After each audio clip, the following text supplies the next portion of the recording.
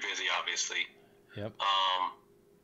But you know, I was having some game theory here lately about the fixer, right? Originally, we had this problem where, you know, we saw that, okay, if nothing happens in the fork, then basically the first person with their, you know, millions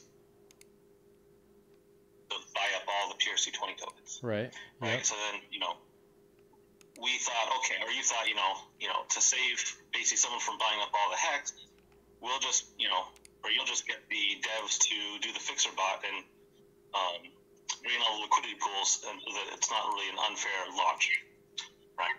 And in the end, it looks like the ratio is going to be like 1.2 million Pulse chain tokens to ETH tokens. And it sounds like that's the ratio that the bot is going to drain the liquidity pools for, you know, ratcheting it up with. Yep. Yes.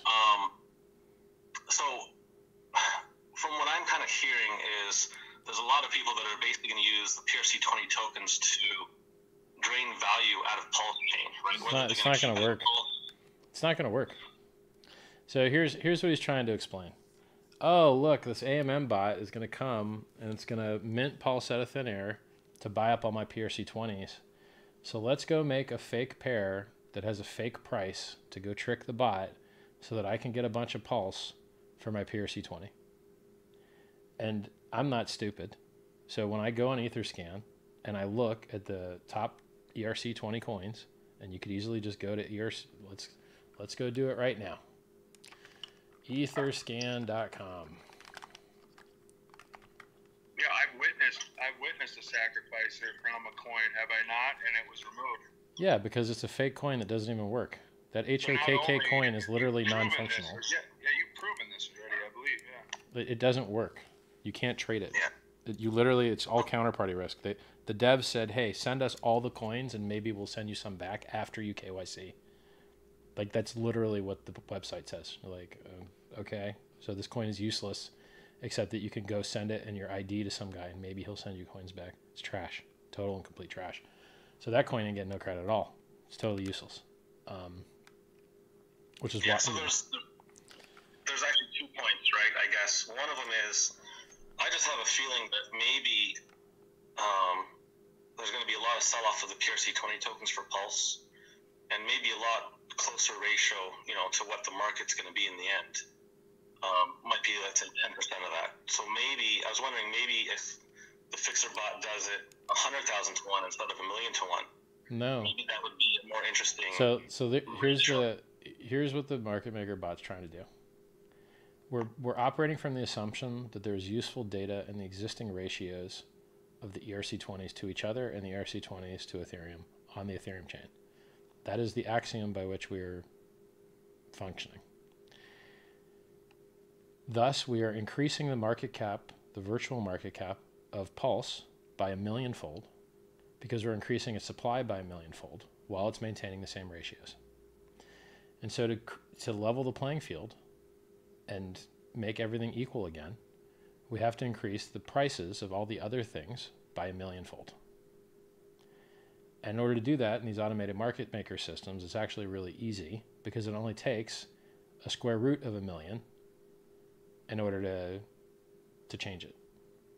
So you only have to 1000x one side in order to million-x the price in a V2 system.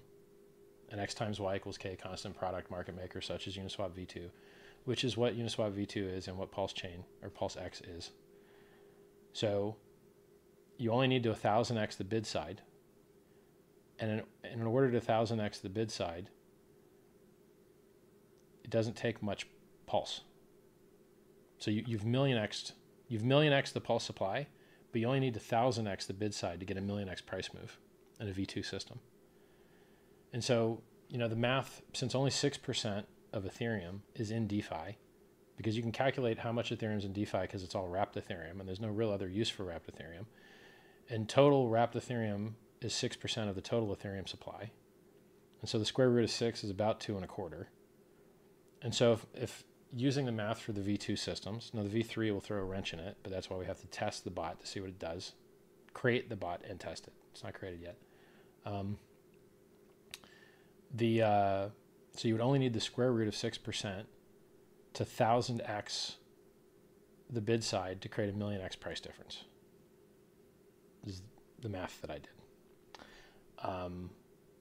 But if you did your suggestion, so my premise is that there's valuable ratios in the existing Ethereum ecosystem, and it would be nice if we maintained those ratios amongst each other on the Pulse chain system.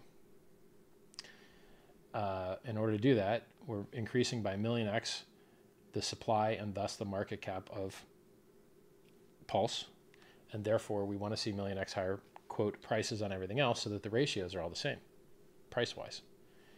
I don't see why making PRC20s more expensive or less expensive would be better than just maintaining what the market has already decided the ratio should be. So the market has already decided 1 hex is worth this much Ethereum on the Ethereum chain.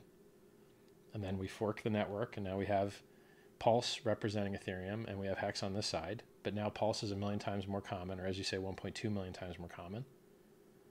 And so, as you said, it's obvious that you just buy up all the PRC20s with all the free Pulse that you had, because you just buy them all up because you got 1,000,000 times more than you had before, right?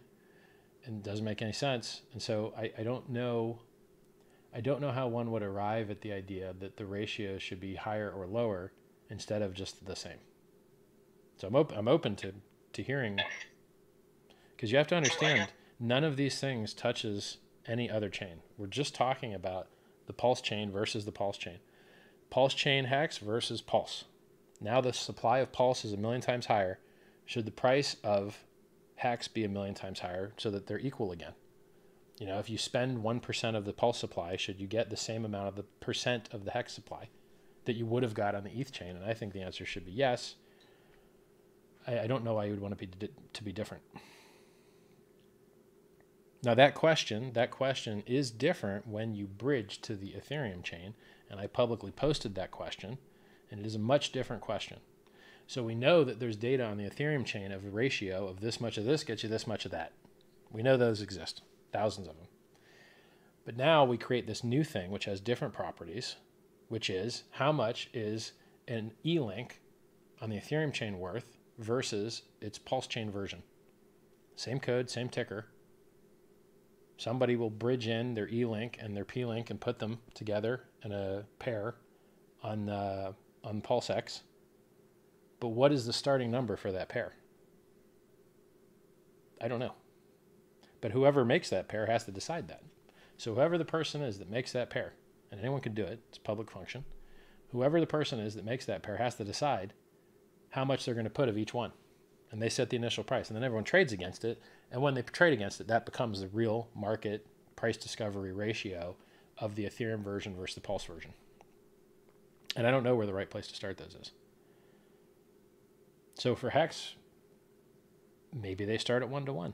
Maybe Pulse is more valuable because it has lower gas fees. For other coins that are broken on Ethereum, maybe it's more valuable on the Pulse chain than on the Ethereum chain where it's broken because the fees priced it out of existence. For coins that have a lot of admin keys and people actually use them, maybe they're more functional on the Ethereum side until people build out the fake DeFi admin crap on the Pulse side. And then maybe those coins have more value on the Ethereum side than on the Pulse side until they balance out. And then once they balance out, I wouldn't be surprised if their prices moved with each other by being bonded by the liquidity in their trading pair. So I don't think your question is that useful for the ratio of increasing the market caps by 1,000,000-fold to make up for the Pulse being 1,000,000-fold higher. But I think it is a useful question for the bridged in ERC20 to PRC20 pairs. I think it is a very useful question for that, and that's the reason that I asked it on Twitter.